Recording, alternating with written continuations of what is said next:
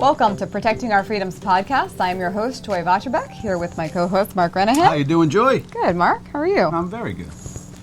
Welcome back. This is our third in our four-part series on Afghanistan, titled Perspectives on Afghanistan, Past, Present, and Future.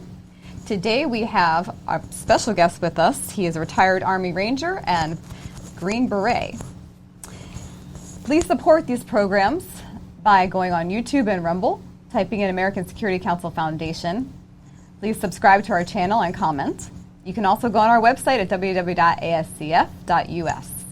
Yes, today we have a special guest for part 3 in our Afghanistan series. Of course, we had our first 2 parts earlier. We had Beth Soraka. She was a former police officer who went over to Afghanistan and worked with the Afghan police and women's Afghan police. We had Tyler Burke, a former Army tanker who is now a CEO of an aerospace company, who told us of his experience. So today we have with us a retired Green Beret and Army Ranger, Mr. Nason Miner. Nason, how are you today? I'm good, buddy. How are you? I'm doing great. Thanks for coming Nason. on our show. So, Nason, we usually like to dive right into it, and I thought maybe you could just give us a quick bio and where you're from and how you got involved with the Army and became a Green Beret.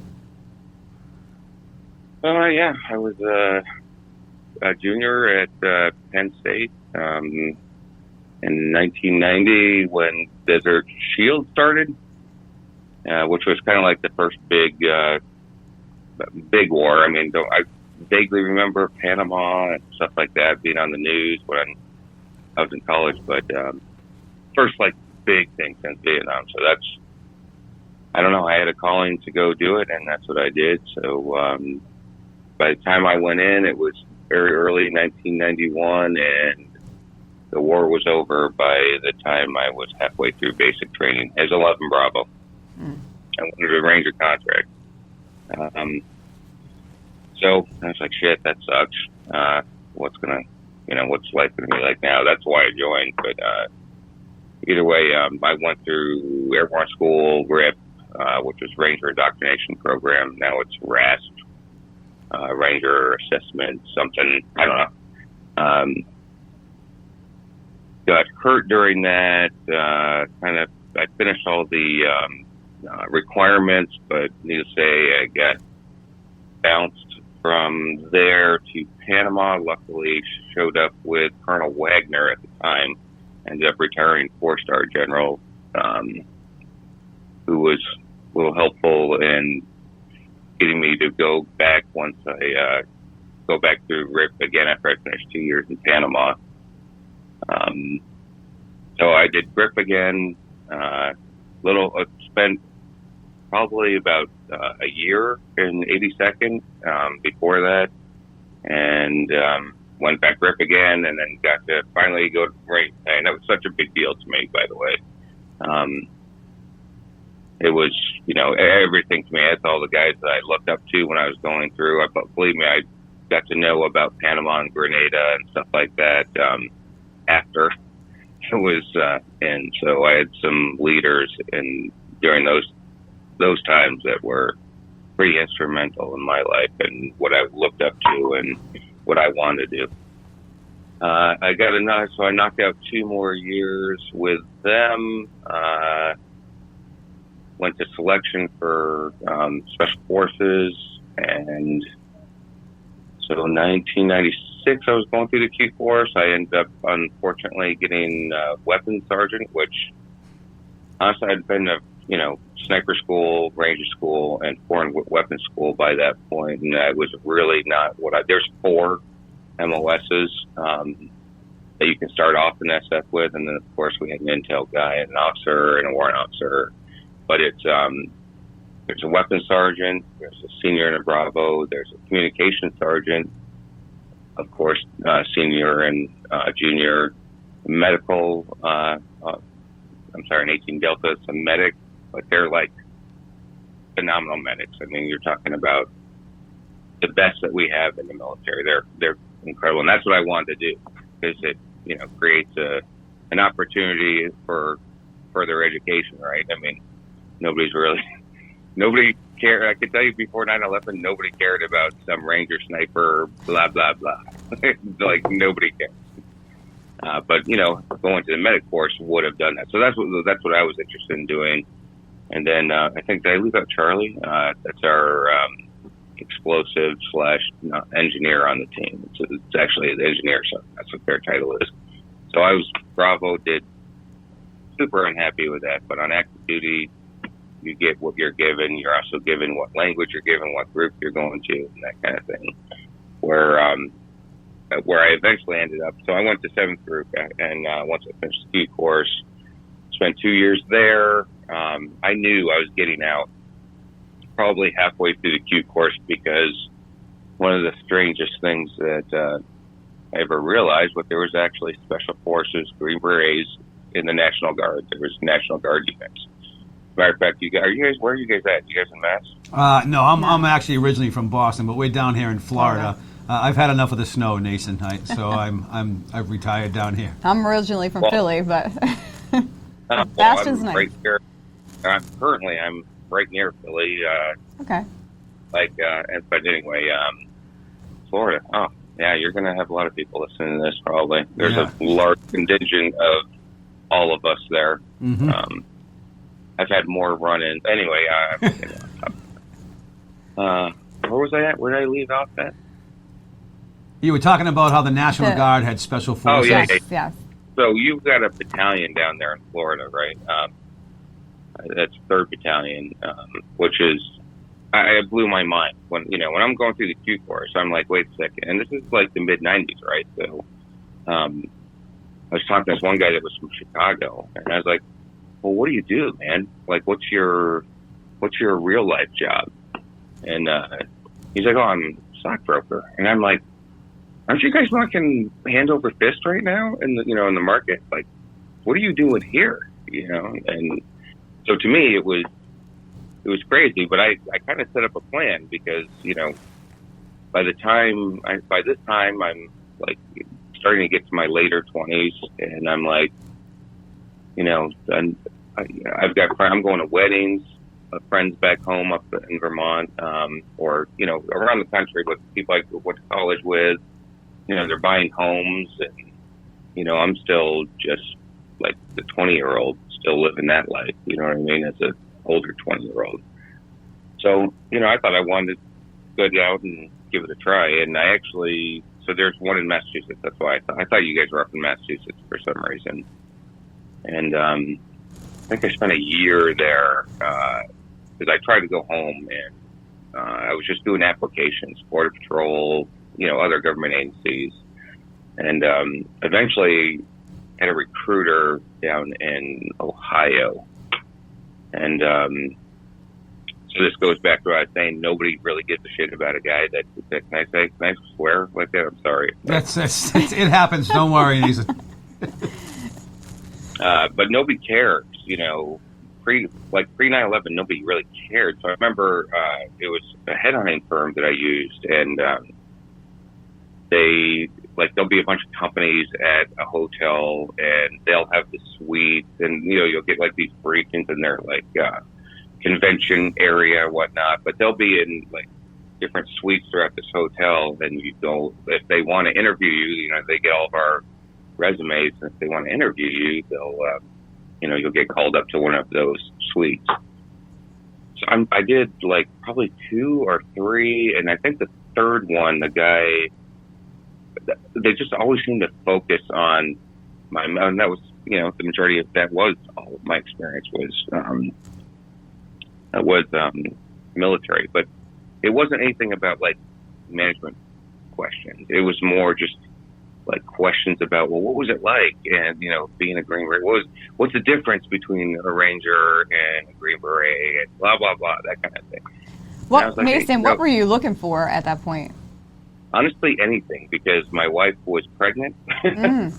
And, we already had one, and it was just, Vermont is a wonderful, great place to grow up, and it's just not the easiest place to find employment. It's just, and it's cold there, Nason. Very cold. I had to. Most people, I'm not saying all, but most people have to kind of leave that area unless you're in the trades or something like that, and then it's going to take you like some years to, build your name and have your own business and not. I mean, I have some friends that are very successful up there. But so what year was this? 2000. Okay, 2000. so before 9/11. Yep, right before 9/11. I got out in '99. I left home group, and then I went home to Vermont. I was in 20th group up in Mass. Great guys. Definitely different then. I can say that. There is a bit of what you would think the National Guard is pre 9/11. Some older guys maybe that probably should have retired, years before that. But anyway, just nobody cared. So I figured out during these interviews, they probably had so many people they were bored asking the same questions. They just went. So I asked the guy, are you actually looking for me? And he's like, oh, no. No, you have an interesting resume and we just want to talk to you. And I was like, oh, okay, great. Well, eventually I got hired by International Paper. And, man, that was horrible. That job sucked. That was the worst job I've ever had in my life, being a supervisor in a union plant, box plant. Special forces to the paper factory right. didn't fulfill your dreams, Nathan? At the end of the day, you're just managing people, right? And so, and I'm just thinking about taking care of my family, right? I just want to do them. Well, we didn't own. That was the first time we bought a house. Is when I got that job. That was the first home I ever owned. So that was my thought process, right? I'm just trying to take care of my family, start saving for college, whatever. Just trying to take care of my family. And, man, it was just, I just ate shit sandwiches when I walked in, from senior manager. It was all about waste, all about numbers.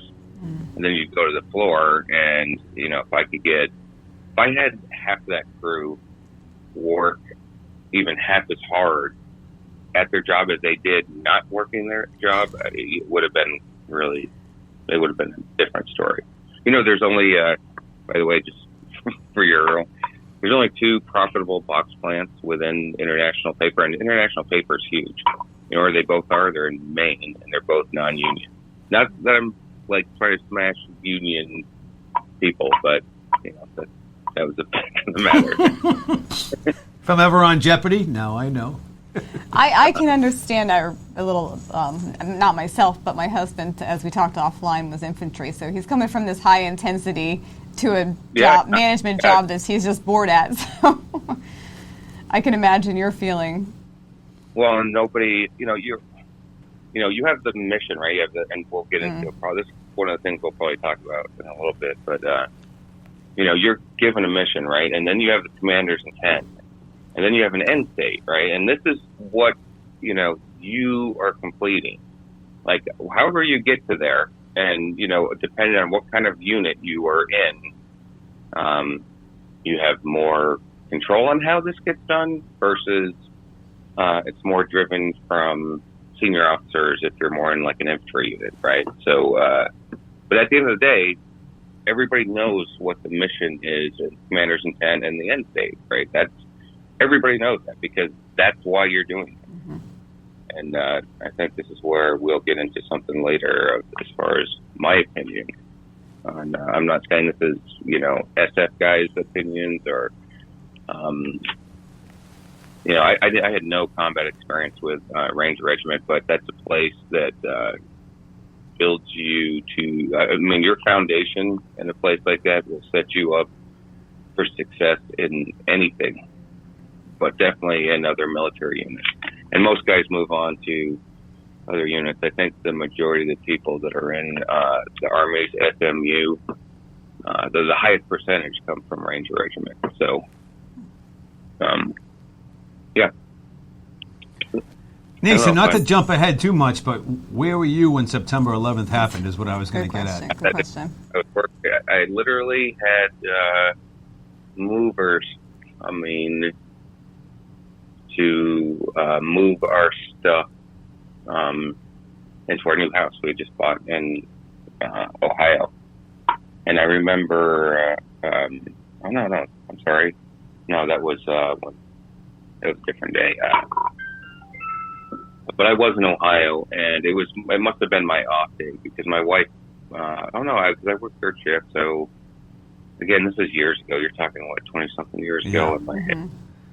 So I was definitely in Ohio, but I remember my wife waking me up, and at first it was, it was kind of like one of those things. This is just a terrible accident, right? But then then you're watching what happened. The second one go into the tower, and then the Pentagon, and by that time now I'm freaking out. Now I'm losing my mind, and so I was with actually 19th Special Forces Group in Ohio.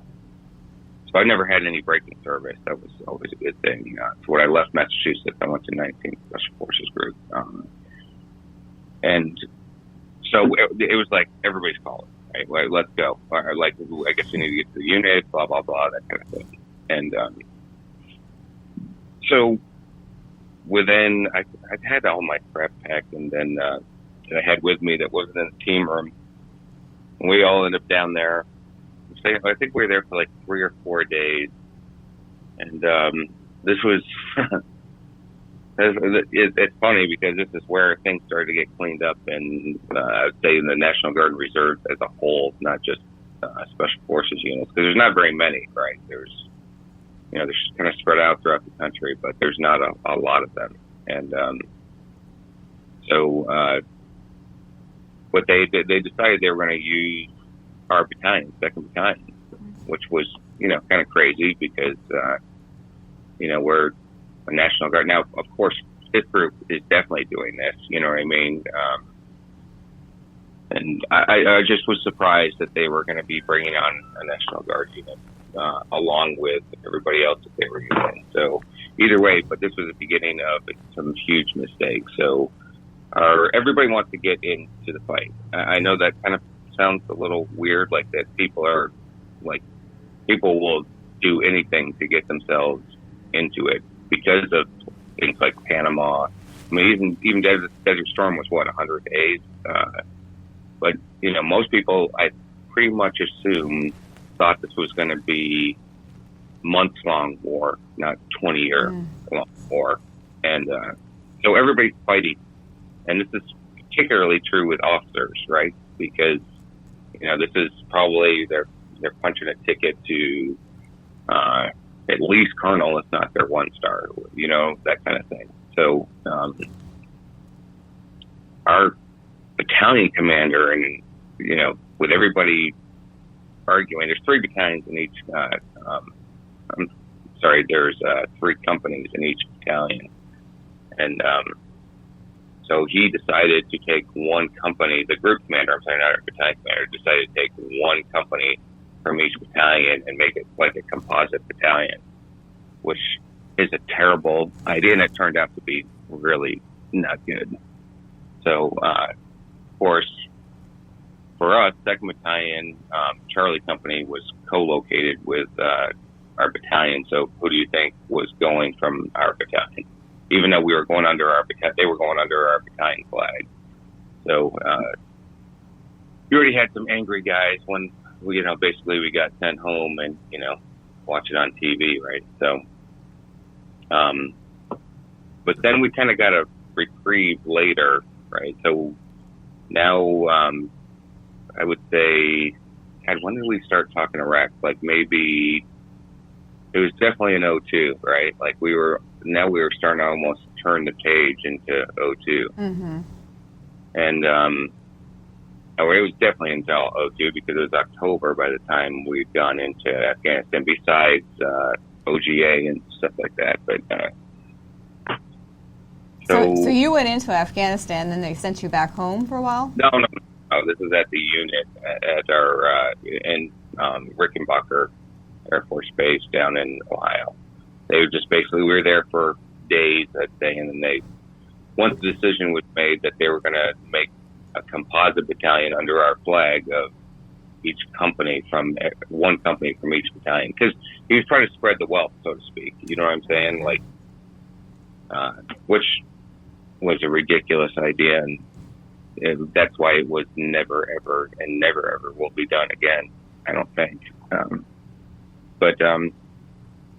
So needless to say, I'd say a year later or something like that, we are going to Kuwait or Iraq. And at that time, I think it was Desert Springs. It was a reoccurring mission, kind of like the Flintlock in Africa or something like that. And so everybody's like, all right, well, at least we got this, right? So now, we're over there, we're in Kuwait, and you're seeing the build-up of it, but it just kept on getting pushed back and pushed back and pushed back and pushed back. And eventually it was our time to rotate out. And we got relieved by another a battalion, or definitely our company got relieved by a company out of Washington State from 19th Group. So now you're talking about guys pissed off all over again. And then on top of it, not only are we doing that, but we're only going back to the States to refit to go to the Balkans and take over that mission from, I think 10th Group was running at the time. So now you're talking about some just seriously angry group of guys that are just pissed that they're missing out on this again. So then we did that. It was all low-level source operations that, were it was kind of done there. It's kind of been done there for a while. But the Rolodex had kind of changed from Serbian war criminals to Albanian war criminals, or some of the stuff that Albanians had done.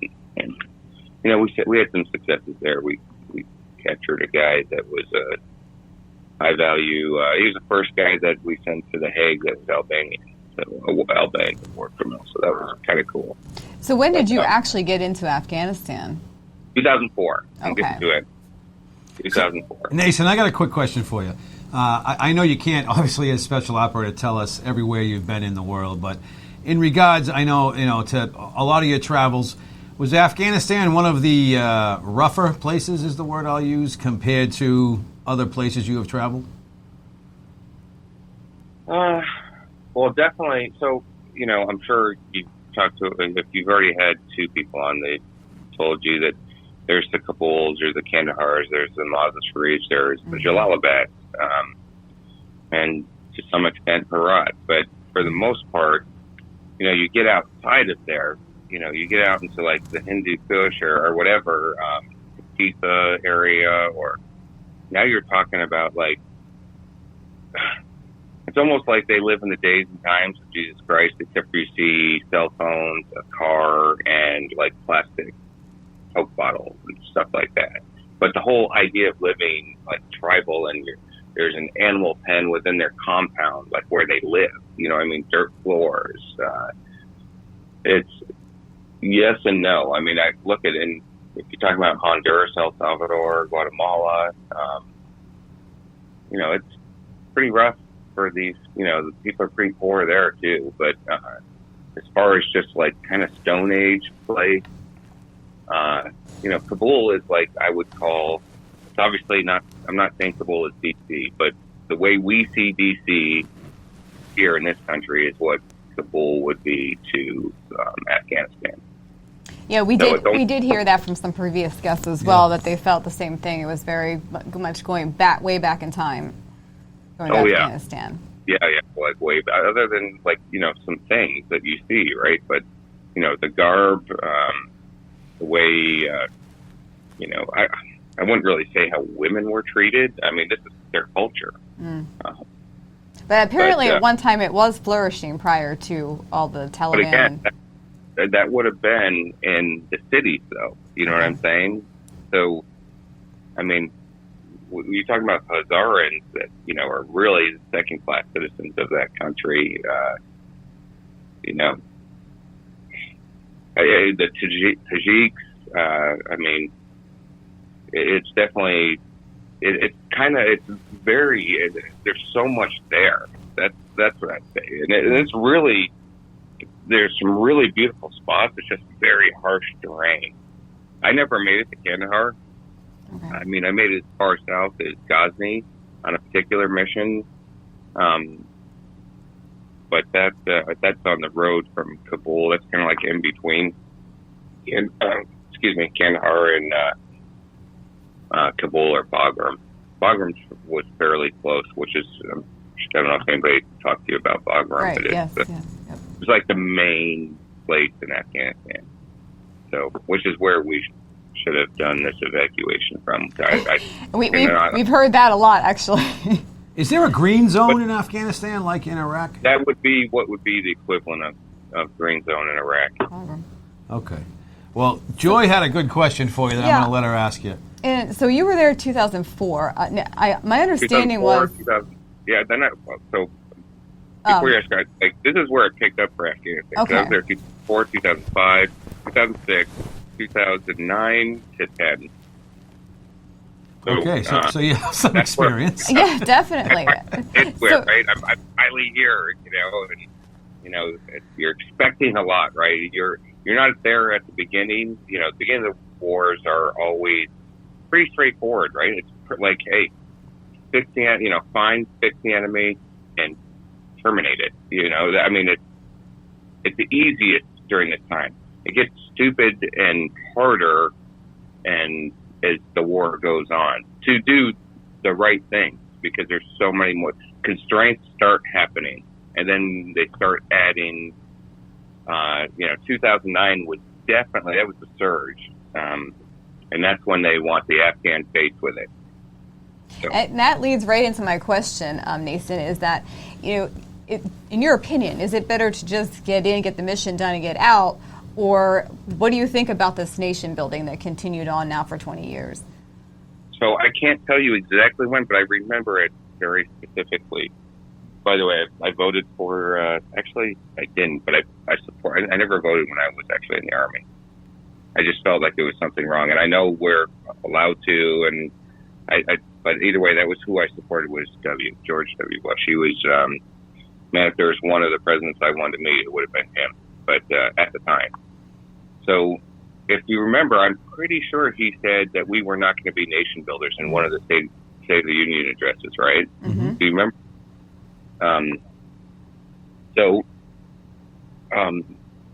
Yeah, I'm not in favor of nation building, especially in a place like this. If there's a chance to do it, more so would have been Iraq and Afghanistan. But, the way we conduct war is not like World War II. I mean, first of all, there was rotations. At first, they were longer rotations, and then they were shorter, and it depended on what unit you were with. I know Ranger Regiment did much shorter, but they were busy as hell in Iraq. Excuse me. But the idea of changing a culture, I mean, we would have had to have been there 200 years. Mm. I mean, if Alexander the Great can't, this area and take it, not to mention everybody else that's ever been through there. I mean, what's the nickname? Empire Graveyards or something like that, or the Graveyard? It's the idea of us putting in a government and not willing to be there until generations die off. I mean, if you ever read Charlie Wilson's book, I mean, at the end, what if we had supported the Northern, the Northern Alliance? I don't know what they were called. I'm just having a brain fart right now. But, I know you're referencing, yes. Once the Russians left, now it's over for our senior heads in government, right? It's over, and there's a huge vacuum, and not to mention the majority of males, or a lot of them, were killed. So you're left with like these young boys, right? And they're super impressionable. The education system's already not there, so it's just right for an Al Qaeda or a Taliban to come in and just become what it became. And I think there was a warning from an agency guy that was like, "Hey, man, this is not. Now is the time where the work begins to help support them." And I'm not talking about us being there and staying there, but we probably should have helped support that group to form a government and let them decide on who the government is going to be. And maybe we wouldn't have been where we were at. Who's to say? You can't go back in time and say, oh, this happened, then this wouldn't have happened. But probably much better chances of success back then. So anyway, this is what happens with SF. This is where we are Green Berets. It's part of our Q course to do unconventional warfare, right? We have a huge exercise at the end that's called Robin Sage. Afghanistan is exactly what Robin Sage, at least Afghanistan, October of 2001 was what our Robin Sage is. And we've been doing it for years. And we're the only special operations unit to do this.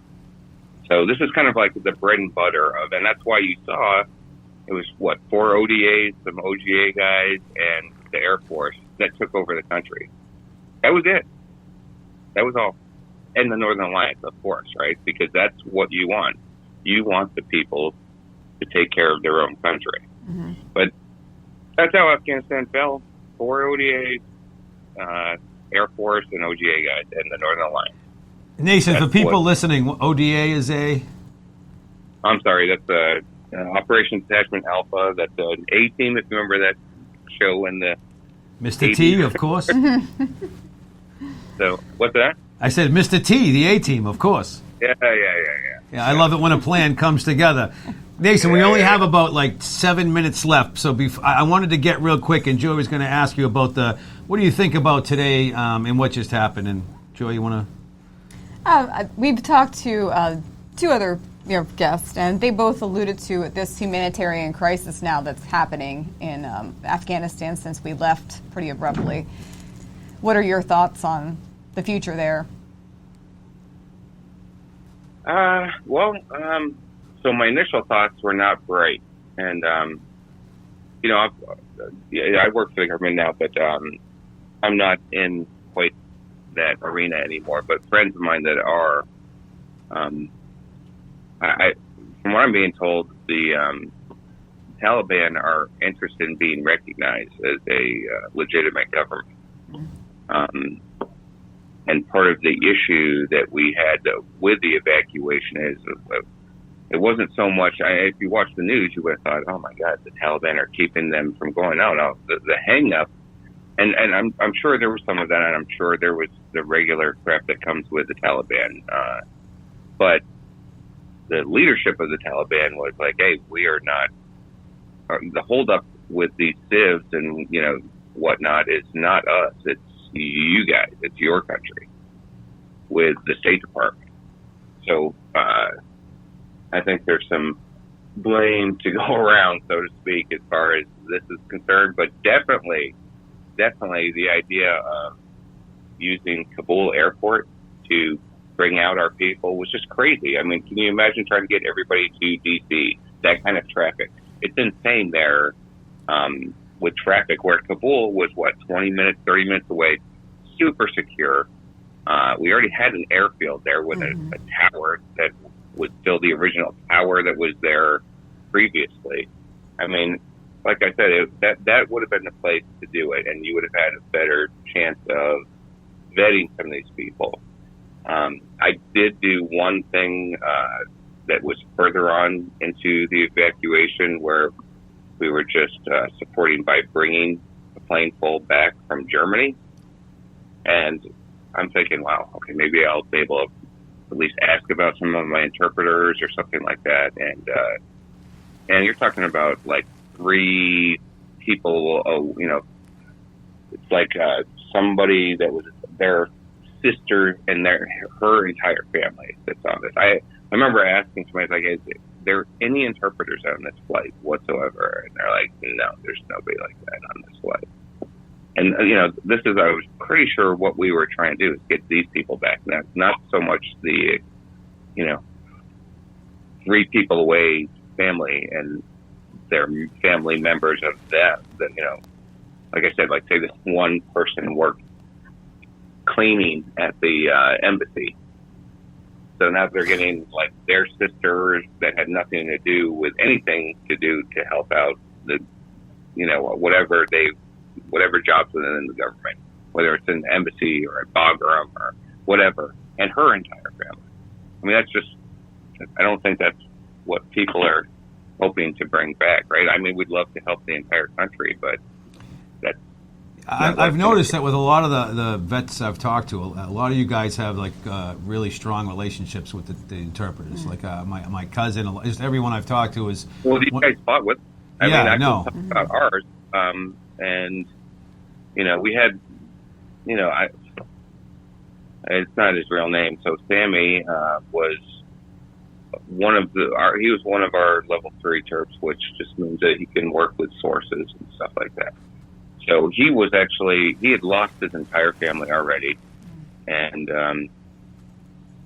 he was a converted Christian, and the other terps that we had with us, interpreters with us, knew that, and so he was already, even within his own group, was ostracized. So, it's people like that gave up everything to help us. Now, granted, they got paid, you know what I mean, and they got paid well for what you could earn there.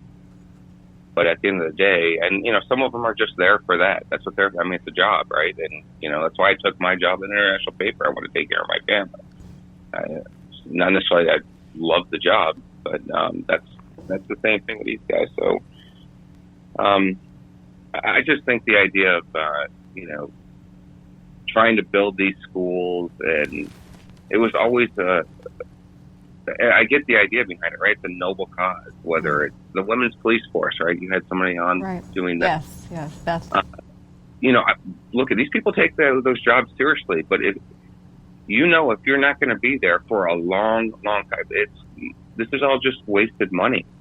You think that's staying around? It's not going to stay around. There's no way. I mean, so going back to one of your original questions is no.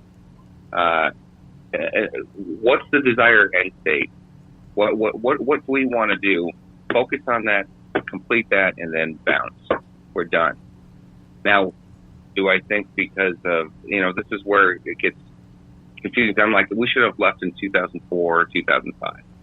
Once we started just killing Al-Qaeda guys, Taliban guys, and that was predominantly what we were after. I mean, that's kind of got to, if you remember, we didn't invade Afghanistan because of Taliban. Right. It's because the Taliban wouldn't hand over Al-Qaeda. Yeah. Mm-hmm. So then what do? We put in Karzai, right? And where was Karzai before this? I can tell you, he wasn't in Afghanistan. So, these things just don't work. They never have, and they never will, unless you're willing to do like a Germany, where you just stay there, right? So, we're still in Germany today. We are, yeah. Yeah. So if we, now on the flip side, I would say we could have kept Bagram, because now, we have, you have Iran to the west, right? You've got China to the east. Now, what are we going to use if we have, as a staging point, if we have something in that area? We could have easily kept Bagram with 2,500 people, a rotation of a strike force of some sort, and really let Afghanistan still run Afghanistan, right? Hey, we're not interested in what you're doing politically or whatnot. We just need this space.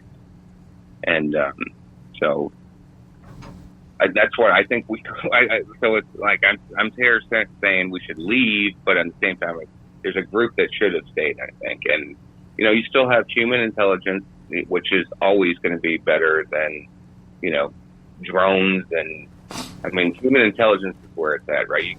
Any war in history, you hold the ground. Right? And that's always the hard part, is holding the ground. So.